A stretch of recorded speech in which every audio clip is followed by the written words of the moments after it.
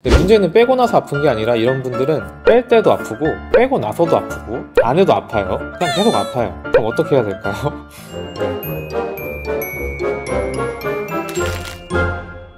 안녕하세요. 쉽게 쉬운 치과 이야기 치과의사 김민수입니다. 오늘도 이제 저번 영상에 이어서 사랑니를 가지고 좀 말씀을 계속 드릴 거예요. 꼭 이제 마취하려고 하면 이제 누우셔가지고 저한테 물어보세요. 원장님 사랑니 빼면 아파요? 그럼 제가 대부분 아파하십니다. 근데 괜찮은 경우도 있어요. 이렇게 말씀을 드리고 하는데 조금 더 자세하게 사랑니를 뺐을 때 언제 아픈지, 왜 아픈지, 아플 때 어떻게 해야 되는지 이런 것들을 먼저 설명 한번 드려볼게요.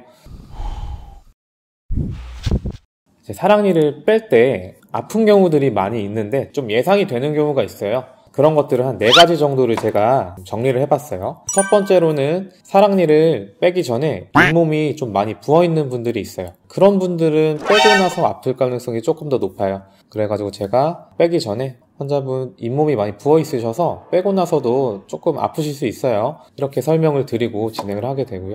두 번째로는 사랑니가 뼈 깊숙이 숨어 있을 때가 있어요. 사랑니를 뺄 때 뼈를 많이 잘 갈아내줘야 돼요. 뼈를 안 갈고 그냥 힘으로 빼면 뼈가 부러질 수도 있기 때문에 뼈를 많이 충분히 갈아내고 빼면은 이제 되는데, 뼈를 많이 갈면 나중에 회복되는 과정에서 조금 더 붓고 조금 더 아플 수 있으세요. 하지만 그걸 감수하고서라도 뼈를 삭제하고 빼는 게 더 안전하기 때문에 이제 그렇게 되는 거고요. 세 번째는 사랑니를 빼기 전에 방금 말한 잇몸이 부었다거나 그런 것들이 아니라 원인은 알 수 없지만 통증이 좀 많이 있으신 분들이 있어요. 안에 뭔가 염증이 있는 건데 겉으로 봤을 때는 안 보이는 경우가 있는데, 사랑니 빼기 전에 많이 아프신 분들은 사랑니를 뺄 때도 그리고 빼고 나서도 되게 아프실 수 있어요. 그 다음에 마지막으로는 사랑니를 빼기 전에 막 땡땡 부어서 고름이 막 차 있는 경우도 있으세요. 이거는 아까 처음에 말씀드린 잇몸이 조금 부은 거랑은 약간은 달라요. 잇몸이 그냥 부은 거랑 고름이 막 꽉 차 있는 거, 이제 얼굴도 막 부어 있는 분들도 있고, 이제 이런 경우에는 또 빼고 나서 많이 아플 수 있는데, 문제는 빼고 나서 아픈 게 아니라 이런 분들은 못 빼요. 왜냐면 마취가 잘 안 되세요. 고름이 차 있으면은 마취액이 활성화가 잘 안 돼요. 그러니까 마취 효과를 잘 이렇게 어쨌든 고름이 차 있으면은 마취가 잘 안 되기 때문에 뺄 때도 아프고 빼고 나서도 아프고 안 해도 아파요. 계속 아파요. 그럼 어떻게 해야 될까요? 이럴 때는 치과에서 약을 처방을 해드려요. 항생제를 포함한 진통소염제 며칠 먹고 오시면 붓기가 좀 빠지는데요. 그때 마취도 좀 더 잘 되고 빼고 나서 아픈 것도 좀 줄어들 수 있어서, 많이 부어서 치과에 갔는데 안 됩니다, 이렇게 설명을 듣더라도 너무 아쉬워하지 마시고 약 먹고 가서 빼는 게 덜 아프겠구나 이렇게 생각하시고 마취를 조금 미룬 다음에 하시는 게 좋을 것 같습니다. 사랑니를 뺄 때 언제 아픈지에 대해서 좀 설명을 드렸어요. 하지만 사랑니가 아픈 거는 예측 불가능해요. 사실 금방 쉽게 뺐는데 엄청 아파하시는 분들도 있고, 고생해서 뺐는데 하나도 안 아픈 분들도 많아요. 그래서 딱 단정지어서 좀 설명드리기 좀 어려운 부분이 있습니다. 사랑니 발치 후에 좀 예상 가능한 부작용들에 대해서 설명을 드릴게요. 예상이 된다는 것은 흔하게 일어난다는 것이고, 일어나더라도 금방 회복이 되고 잘못된 거 아니니까 걱정 안 하셔도 되는 그런 부작용들인데요. 좀 붓고 멍이 드는 경우가 있으세요.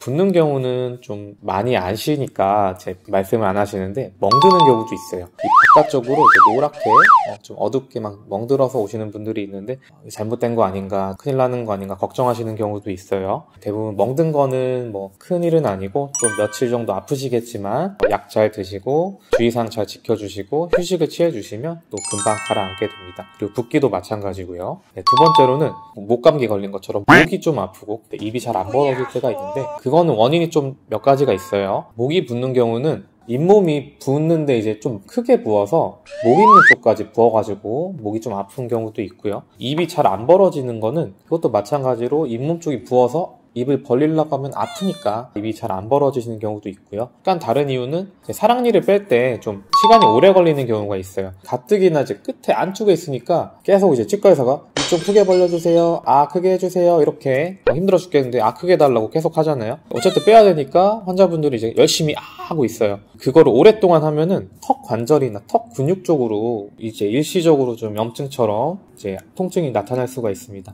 대부분은 또 며칠 기다리면은 다 좋아지시는데 일주일, 2주일 동안 계속 통증이 있으신 분들이 있어요. 그런 경우에는 저희가 턱 관절과 관련된 약을 처방을 해드리면은 또 약 먹고 오시면 또 금방 낫게 되시고, 너무 안 낫는 경우에는 물리치료나 그런 것들을 좀 하면은 좀 나아지시는 경우가 있어요. 사랑니 빼고 나서 입이 잘 안 벌어지거나 목이 아픈 거, 이런 것들도 큰일 난 건 아니니까 그냥 치과에 가서 알려만 주시면 될 것 같습니다. 그 다음에 이제 세 번째로는 같이 얘기했네. 턱이 그냥 아픈 거예요. 턱 때문에. 턱이 아파서 이제 문제가 되는 경우도 있는데, 대부분은 이제 괜찮은 거니까 너무 걱정 안 하시고 처방해주는 약 잘 드시고 휴식을 취해주시면 며칠이면 금방 나으실 거예요.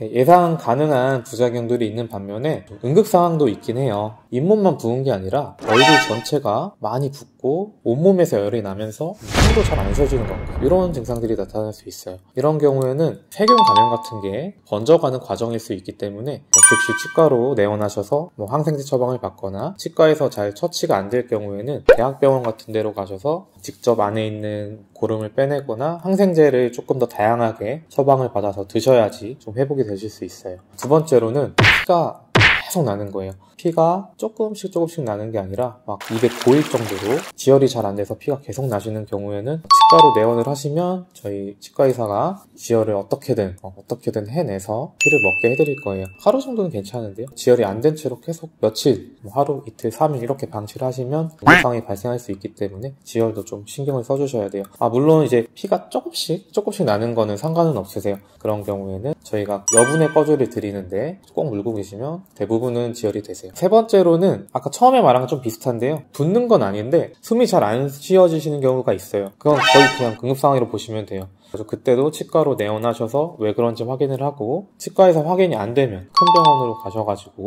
또 확인을 해보시는 게 좋습니다. 치과적인 문제가 아닌 경우도 있어요. 마지막으로는 사랑니를 뺐는데 감각이 둔해지거나 마취가 잘 안 풀린 것 같고 아직도 그런 경우가 있습니다. 사랑니를 빼다가 신경이 일시적으로 눌려서 하루 이틀 만에 다시 좋아지는 경우도 있는데, 이게 일주일이 지났는데도 감각이 돌아오지 않고 둔하고 뭔가 찌릿찌릿하다거나 그런 느낌이 있으시면은 신경 손상을 의심해 볼 수 있어요. 일단 즉시 치과의사한테 알리고 적절한 약을 처방받아서 약을 드시고 경과를 좀 지켜보셔야 돼요. 회복되는데 2달, 3달 이게 아니라 6개월, 1년, 2년까지 봤는데 돌아오지 않으면 영구적인 손상이 됐다, 이렇게 진단을 내리게 되는데요. 이런 것들도 증상을 잘 알고 계시다가 잘 대처를 하셔야 될 것 같습니다. 그래서 이렇게 해가지고 사랑니 발치 후에 발생할 수 있는 응급 상황들에 대해서 좀 설명을 드렸어요. 네, 오늘은 이제 사랑니 발치 후에 일어날 수 있는 이제 부작용들과 응급 상황에 대해서 좀 설명을 드렸어요. 그래서 예상이 되는 부작용들은 좀 불편하시지만 며칠만 참고 약 드시면서 휴식을 취해주시면 금방 회복이 되실 거고요. 응급 상황이 발생하면 즉시 치과로 가시거나, 치과가 열지 않거나 연락이 안 될 경우에는 대학병원 같은 데로 가셔가지고 처치를 받으셔야 되는 경우도 있어요. 그러니까 잘 숙지를 하시고 계신다면 조금 더 안전하게 마음 편하게 계실 수 있을 것 같습니다. 지금까지 쉽디 쉬운 치과 이야기 치과의사 김민수였습니다. 제 영상이 도움이 되셨다면 구독과 좋아요 그리고 알림 설정까지 부탁드릴게요. 안녕. 네.